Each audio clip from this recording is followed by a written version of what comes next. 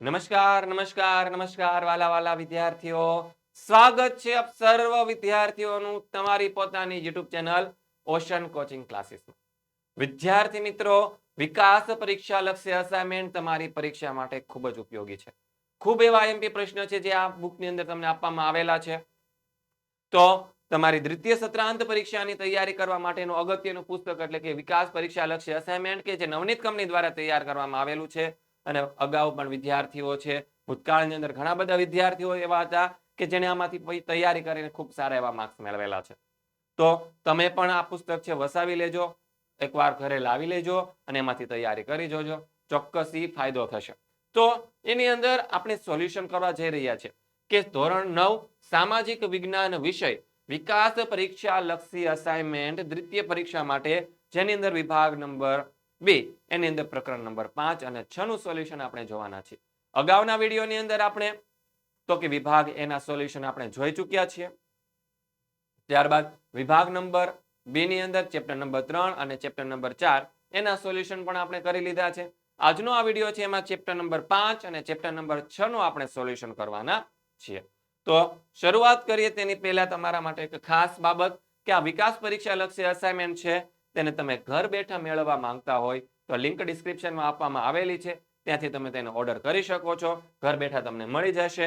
અથવા તો અહીંયા કોન્ટેક્ટ નંબર આપવામાં આવેલો છે, તે કોન્ટેક્ટ નંબર ઉપર કોન્ટેક્ટ કરીને પણ તમે તેને ઘર બેઠા મંગાવી શકો છો.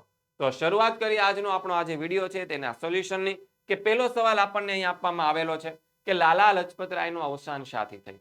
તો કે સાયમન કમિશન ભારતમાં આવ્યું હતું અને સાયમન કમિશન જ્યારે ભારતમાં આવ્યું ત્યારે તેમાં તેનો વિરોધ કરવા માટે ભારતના લોકો તેનો ઠેર ઠેર વિરોધ કરતા હતા. એમાં લાલા લજપતરાય પણ હતા અને અંગ્રેજ અધિકારી સાન્ડર્સ તેને લાઠીચાર્જનો હુકમ આપ્યો અને લાઠીચાર્જના હુકમના કારણે લાલા લજપતરાય જે હતા તેને બહુ જ લાકડીઓ મારવામાં આવેલી હતી અને અતિશય લાકડીઓ મારવાના કારણે તે લાલા લજપતરાય ઘવાયા અને છેલ્લે તે મૃત્યુ પામ્યા. તેવો જ આપણો જવાબ આવશે કે લાહોરમાં સાયમન કમિશનના વિરોધમાં નીકળેલા સરઘસની આગેવાની છે એ લાલા લજપતરાયે લીધી. એ સમયે અંગ્રેજ અમલદાર જ્હોન સાન્ડર્સ ના હુકમથી અંગ્રેજ પોલીસે લાલા લજપતરાય પર લાઠીચાર્જના સખત ફટકા માર્યા અને લાઠીચાર્જની જીવલેણ ઈજાઓના કારણે છે એ લાલા લજપતરાયનું શું થઈ ગયું? અવસાન થઈ ગયું. બીજો સવાલ કે ભારતના ભાગલાના પરિણામે ભારતને કઈ કઈ વસ્તુઓનો મુખ્ય સમસ્યાઓ હલ કરવાની હતી?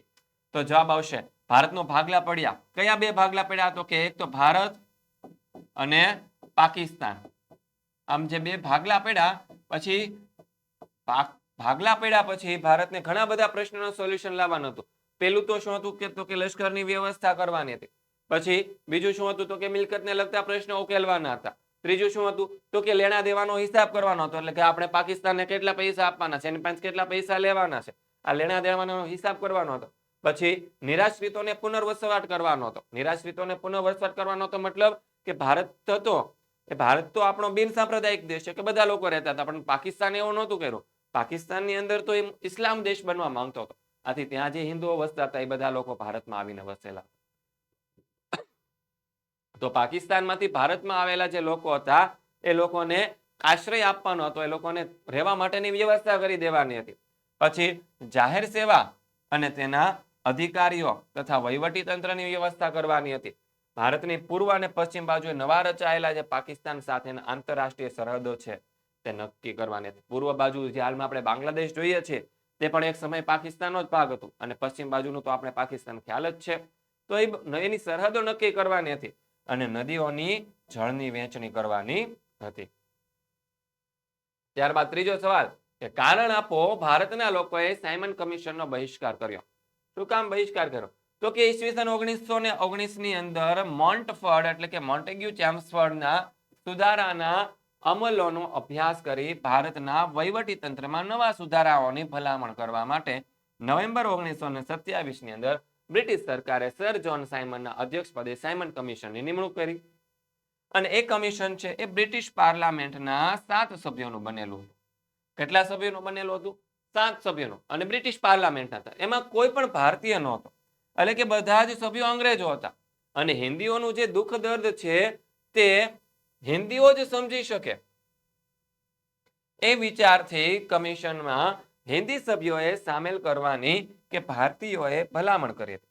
પરંતુ અંગ્રેજ સરકારે એ ભલામણ સ્વીકારી નહીં. અને ભલામણ ન સ્વીકારી આથી સાયમન કમિશનમાં એક પણ ભારતીય સભ્યને સ્થાન આપવામાં આવ્યું નહોતું. તેથી ભારતના લોકોએ શું કર્યો હતો? સાયમન કમિશનનો બહિષ્કાર કર્યો હતો. ચોથો સવાલ કે કારણ આપો. લાહોરમાં રાવી નદીના કિનારે ભરાયેલા કોંગ્રેસ અધિવેશનનું ઘણું ઐતિહાસિક મહત્વ છે. તો કે 31 ડિસેમ્બર 1929 ના રોજ જવાહરલાલ નહેરુના પ્રમુખ પદે લાહોરમાં રાવી નદીના કિનારે ભરાયેલા કોંગ્રેસ અધિવેશનમાં પૂર્ણ સ્વરાજનો ઠરાવ સર્વાનુમતે પસાર કરવામાં આવ્યો. 26 જાન્યુઆરી 1930 ના દિવસે બધા કાર્યકરો પૂર્ણ સ્વરાજ મેળવવાની પ્રતિજ્ઞા લઈ પ્રથમવાર સ્વતંત્ર દિન ઉજવવામાં આવ્યો. એટલે કે આપણો દેશ આઝાદ નહોતો થયો છતાં પણ 26 જાન્યુઆરી 1930 ના દિવસે બધા જ કાર્યકરોએ શું કર્યું? તો કે પૂર્ણ સ્વરાજ મેળવવા માટે છે એ પ્રતિજ્ઞા લઈ લીધી અને તે દિવસે આપણે સ્વાતંત્ર્ય દિન ઉજવી નાખ્યો. એ પછી દર વર્ષે 26 જાન્યુઆરીનો દિવસ છે આપણે પ્રજાસત્તાક દિન તરીકે ઉજવ્યો એમ આ અધિવેશનમાં ઠરાવવામાં આવ્યું. અને 1929માં લાહોરમાં રાવી નદીના કિનારે ભરાયેલા કોંગ્રેસ અધિવેશનને સ્વાતંત્ર્યની લડવતને નવો વળાંક આપ્યો. તેથી તેનું ઐતિહાસિક મહત્વ છે. પાંચમો સવાલ કે પારિભાષિક શબ્દોની સંકલ્પમાં સ્પષ્ટ કરો. પેલું છે નહેરુ અહેવાલ અને બીજું છે ગોળમેજી પરિષદો. તો જો એ નહેરુ અહેવાલ કે સાયમન કમિશનનો બહિષ્કાર થતા હિન્દી વજીર બર્કનહેડે જણાવ્યું કે હિન્દના નેતાઓને બધા પક્ષોને અનુકૂળ બંધારણ ઘડી આપવામાં આપે તો બ્રિટિશ સરકાર છે તેનો વિચાર કરશે. અને આ આહવાનને પડકાર સમજી લઈને હિન્દી રાષ્ટ્રીય મહાસભાના મોતીલાલ નહેરુના પ્રમુખ પદે નહેરુ કમિટીની રચના કરી. અને આ જે કમિટી હતી તેને બંધારણ અંગે જે અહેવાલ આપ્યો તે નહેરુ અહેવાલ તરીકે ઓળખવામાં આવે છે. પછી ગોળમેજી પરિષદો. તો કે બ્રિટિશ સરકારે ભારતને કેવા પ્રકારનું બંધારણ આપવું, સુધારા આપવા તે માટે એક પરિષદો બોલાવી. તેને ગોળમેજી પરિષદો એટલે કે રાઉન્ડ ટેબલ કહેવામાં આવે છે. અને લંડનમાં મળેલી પહેલી પરિષદમાં કોંગ્રેસનો ભાગ લીધો નહોતો. આથી તે નિષ્ફળ ગઈ. અને બીજી ગોળમેજી પરિષદ જ્યારે ભરાઈ તેમાં કોંગ્રેસના પ્રતિનિધિ તરીકે ગાંધીજી હાજર રહ્યા હતા. પરંતુ તે પરિષદ પણ કેવી ગઈ? નિષ્ફળ ગઈ. કારણ કે તેમાં સ્થાનિક પ્રશ્નનો ઉદ્ભવ આવી ગયો હતો. કોમી એકતાનો પ્રશ્ન ઉભો થયો હતો. આથી પછી ચેપ્ટર નંબર 6 માંથી પૂછાયેલા પ્રશ્ન પહેલો, દ્વિતીય વિશ્વયુદ્ધ પછી મહાસત્તાઓ વચ્ચે સંબંધો શાથી તણાવપૂર્ણ બન્યા? તો કે જવાબ આવશે દ્વિતીય વિશ્વયુદ્ધ પછી અસ્તિત્વમાં આવેલી પરસ્પર વિચારસરણી વાળી બે મહાસત્તાઓ કઈ કઈ હતી? તો કે અમેરિકા અને સોવિયત યુનિયન. આ બંને વચ્ચે વિશ્વ છે પ્રભુત્વ સ્થાપવાની તીવ્ર સ્પર્ધા શરૂ થઈ. પરસ્પર શંકા કુશંકા એટલે કે બંને દેશો છે એકબીજા પર શંકા કુશંકા કરતા.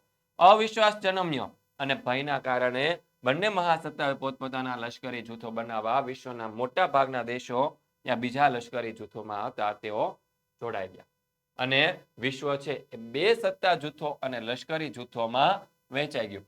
સત્તાનું અમેરિકા અને રશિયા આ બે ધ્રુવોમાં કેન્દ્રીકરણ થઈ ગયું. એટલે કે ઘણા બધા દેશો અમેરિકા સાથે જોડાયા, ઘણા બધા દેશો રશિયા સાથે જોડાયા. અને દ્વિતીય વિશ્વયુદ્ધના અંતે જગતમાં એકલું અમેરિકા જ અણુબોમ્બ જેવું વિનાશકારી શસ્ત્ર ધરાવતું. પરંતુ ઈસવીસન 1949માં સોવિયત યુનિયન હતું તેને સફળ અણુ અખતરો કર્યો અને પોતાની તાકાતનું પ્રદર્શન કર્યું. અને અરસપરસના ઈરાદાઓ માટે ભારે કુશંકા, શંકા અને અવિશ્વાસના કારણે બંને મહાસત્તાઓ વચ્ચે થયેલી વિનાશકારી શસ્ત્રના ઉત્પાદનની તીવ્ર હરીફાઈ શરૂ થઈ. અને ઉપરયુક્ત કારણને કારણે વિશ્વ છે સમગ્ર વિશ્વ બીજા વિશ્વયુદ્ધ પછી બંને મહાસત્તાઓ વચ્ચેના સંબંધો છે તે તણાવપૂર્ણ બન્યા. પછી બીજો સવાલ કે પરમાણુ બિન પ્રચાર સંધિ એટલે શું અને ભારતે તેના ઉપર કેમ હસ્તાક્ષર નથી કર્યા? તો કે જગતની પરમાણુ સત્તાઓ પરમાણુ શસ્ત્રો પ્રક્ષેપ શસ્ત્રનો ફેલાવો જગતના અન્ય દેશોમાં થતા અટકાવવા માટે ઘડેલી સંધિ છે એ પરમાણુ બિન પ્રસારણ સંધિ તરીકે ઓળખાય છે. પરમાણુ બિન પ્રસારણ સંધિ પરમાણુ શસ્ત્રો અને પ્રક્ષેપાસ્ત્રો. પ્રક્ષેપાસ્ત્રનો મતલબ શું થાય ખબર છે? જેને આપણે શુદ્ધ ઇંગ્લિશ ભાષાની અંદર મિસાઇલ કહીએ છીએ. શું કહીએ છીએ? મિસાઇલ્સ. પ્રક્ષેપાસ્ત્ર એટલે કે મિસાઇલો જે હોય એટલે કે પરમાણુ શસ્ત્ર અને જે મિસાઇલો હોય તેના મુખ્યત્વે અમેરિકા, સોવિયત યુનિયન દેશો પર કોઈ નિયંત્રણ મુકતી નથી. તેઓ તેમના આ શસ્ત્રોમાં શું કરી શકે છે? વધારો કરી શકે છે. અને પરંતુ એ શસ્ત્રના ઉત્પાદન તેઓ પર અન્ય દેશો પર શું મૂકે છે? કડક નિયંત્રણ મૂકે છે. એટલે કે એમાં એવું બાબત છે કે અમેરિકા અને રશિયાને જેટલા શસ્ત્રો બનાવવા હોય એટલા બનાવી શકે, જેટલા વધારે બનાવવા એટલા બનાવી શકે, પણ બીજા દેશો જે છે આ શસ્ત્રોનો ઉપયોગ કરી શકતા નથી અથવા તો બનાવી શકતા નથી. આવી આ નીતિ છે. આમાં સંધિમાં સંપૂર્ણ ભેદભાવયુક્ત અને ભારતીય રાષ્ટ્રીય હિતોની વિરોધી હોવાથી ભારતે તેના ઉપર હસ્તાક્ષર કર્યા નથી. ત્રીજો સવાલ, પંડિત જવાહરલાલ નહેરુ બિન જોડાણની નીતિ વિશે શું માનતા હતા?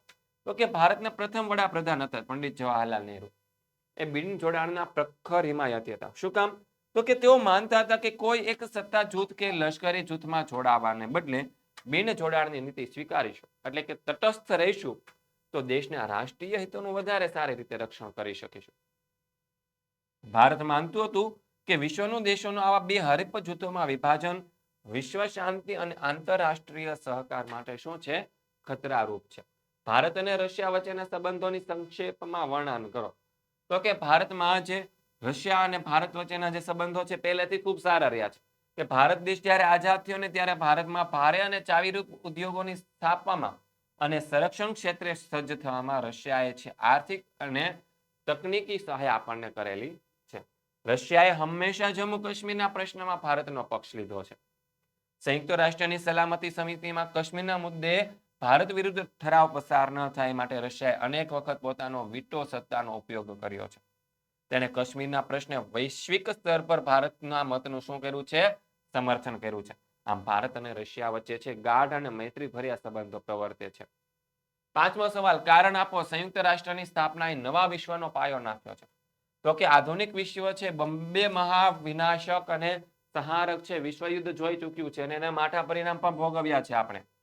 હવે આવા યુદ્ધોની યાતનાથી ભાવિ પ્રજાને બચાવવા ઈસવીસન 1945માં જગતના 50 દેશોએ વિશ્વ સંસ્થા એટલે કે સંયુક્ત રાષ્ટ્ર યુનાઇટેડ નેશનની સ્થાપના કરી.